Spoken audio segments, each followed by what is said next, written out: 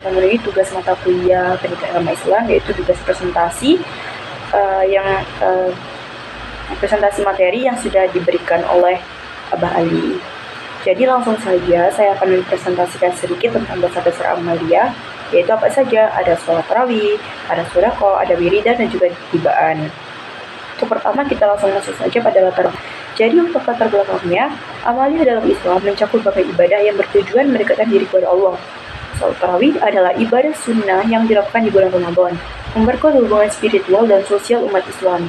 Sodaqoh adalah bentuk sedekah yang bertujuan untuk membantu sesama dan membersihkan harta sehingga mengingatkan solidaritas sosial.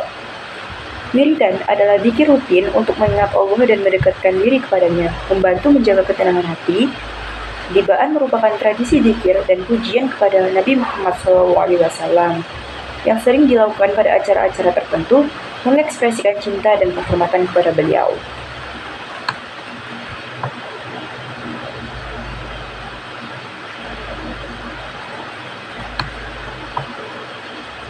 Nah, untuk perumusan masalahnya itu sendiri ada 4 sesuai judul.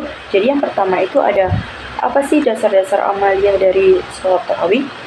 Selanjutnya, apa dasar-dasar amaliyah dari sodaqoh? Yang ketiga, ada apa dasar-dasar amaliyah dari wiridan? Dan juga yang terakhir, ada apa dasar-dasar amaliyah dari dugaan?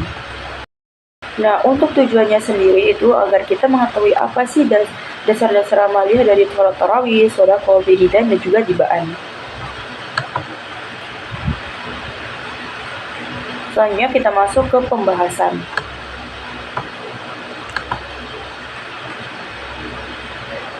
Nah, untuk pembahasan yang pertama, kita ada pembahasan tentang tarawih. Jadi, apa sih tarawih itu? Tarawih adalah sholat sunnah di malam Ramadan setelah Isya. Rasulullah SAW menganjurkannya dengan janji ampunan bagi yang melaksanakannya dengan iman. Hadis riwayat jamaah. Nama tarawih berasal dari kebiasaan para sahabat ketika beristirahat setelah 2 rakaat. Nah, untuk landasan disyariatkannya sholat tarawih. Sholat tarawih dilakukan 2 rakaat setelah Isya dan hukumnya sunnah. Rasulullah SAW menganjurkannya tanpa mewajibkan, dengan janji pengampunan bagi yang melakukannya. Hadis riwayat jamaah.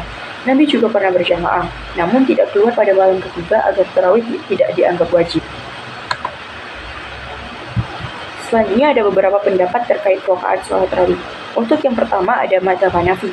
Menurut Imam Hanafi, dalam Fathul Qadir menyebutkan bahwa disunahkan sholat tarawih 20 rakaat setelah Isya, dengan 5 kali istirahat dan ditutup dengan witir.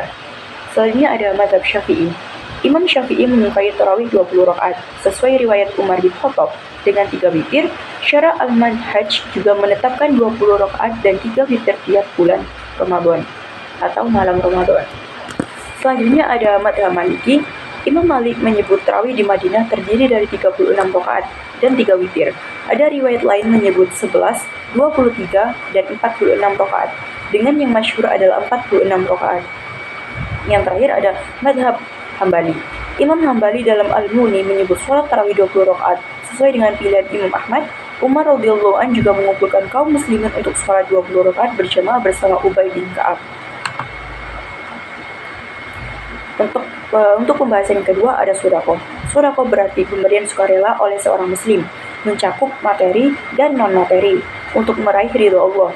Berbeda dengan infak yang terbatas pada materi, sodaqoh mencakup semua bentuk kebaikan. Penerimanya lebih luas dari zakat, termasuk keluarga, tetangga, anak yatim, janda, dan pembangunan fasilitas umum. Untuk dasar hukumnya, sodaqoh hukumnya sunnah dan dianjurkan berdasarkan Al-Quran dan hadis.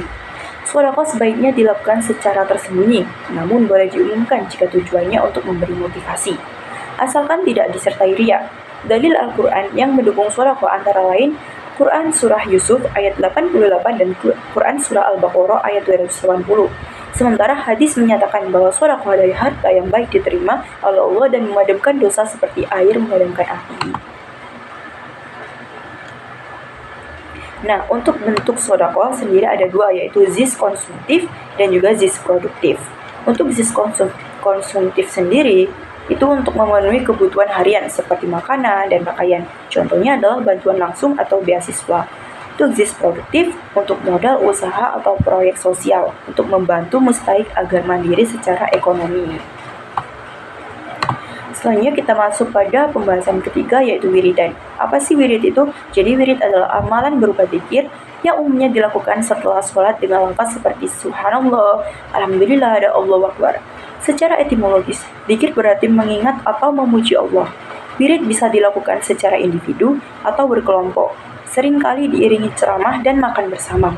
Di masyarakat, wirid dianggap sebagai perkumpulan untuk berzikir dan berdoa, yang diikuti oleh berbagai kalangan, baik laki-laki, perempuan, maupun remaja. Selanjutnya ada macam-macam wirid. Wirid ada 3, yaitu yang pertama wirid majelis taklim, ini wirid yang dilakukan oleh sekelompok ibu-ibu. Yang kedua ada wirid bulanan, ialah wirid yang dilakukan sebulan sekali yang mana yang dilakukan oleh semua masyarakat yang ada di dusun. 5. Desa Tanjung Baru bagi masyarakat yang mau mengikutinya yang dilaksanakan di masjid terdekat. Yang terakhir ada wirid mingguan atau wirid mingguan ini adalah wirid yang dilakukan 1 kali seminggu yang dilaksanakan oleh ibu-ibu dan dilaksanakan di rumah yang dipilih menjadi tuan rumah. Selanjutnya ada hukum wirid. Hukum wirid dalam Islam, sejarah menunjukkan bahwa hukum Islam sangat terkait dengan budaya. Abdurrahman Wahid menegaskan bahwa budaya berperan penting dalam pembentukan hukum Islam. Bahkan dalam kaidah usul fikih, adat dianggap sebagai hukum. Sejak masa Nabi Muhammad SAW, budaya masyarakat selalu dipertimbangkan dalam penerapan hukum Islam. Ulama seperti Imam Hanafi juga mengakomodasi budaya dalam hukum Islam. Misalnya menolak kias untuk mempertahankan tradisi. Paradigma pribumisasi hukum Islam berupaya mengintegrasikan budaya lokal seperti budaya wirid selamatan dan tahlilan sambil tetap memelihara ajaran agama. Yang terakhir adalah dibaan. Dibaan atau malid diba adalah tradisi melantunkan sholawat kepada Nabi Muhammad SAW dengan syair yang Imam Abdurrahman Ad-Dibai. Diiringi musik tradisional, kegiatan ini dilakukan dalam 2 sesi dan pada berbagai acara seperti Maulid Nabi dan ulang tahun. Sholawat diba dianggap membawa keberkahan dan mempererat hubungan sosial, serta mengajarkan etika dalam beribadah. Tradisi ini berfungsi sebagai media dakwah dan membentuk karakter generasi muda yang baik dan bermoral sesuai ajaran Islam. Selanjutnya ada isi, nilai, manfaat dibaan. Sholawat terkait erat dengan keimanan di mana kecintaan kepada Nabi Muhammad SAW adalah kunci. Kegiatan dibaan berfungsi sebagai pembelajaran akhlak al-karimah dengan acara meliputi pembacaan Al-Quran, sholawat diba, kultum, dan doa penutup. Nilai positif dibaan meliputi nilai religius yang meningkatkan kecintaan kepada Nabi dan mengajarkan hikmah hidupnya. Yang kedua ada nilai sosial, mempererat ukhuwah Islamiyah dan hubungan antar umat. Yang ketiga ada nilai budaya, menggabungkan tradisi sastra Arab dan Melayu.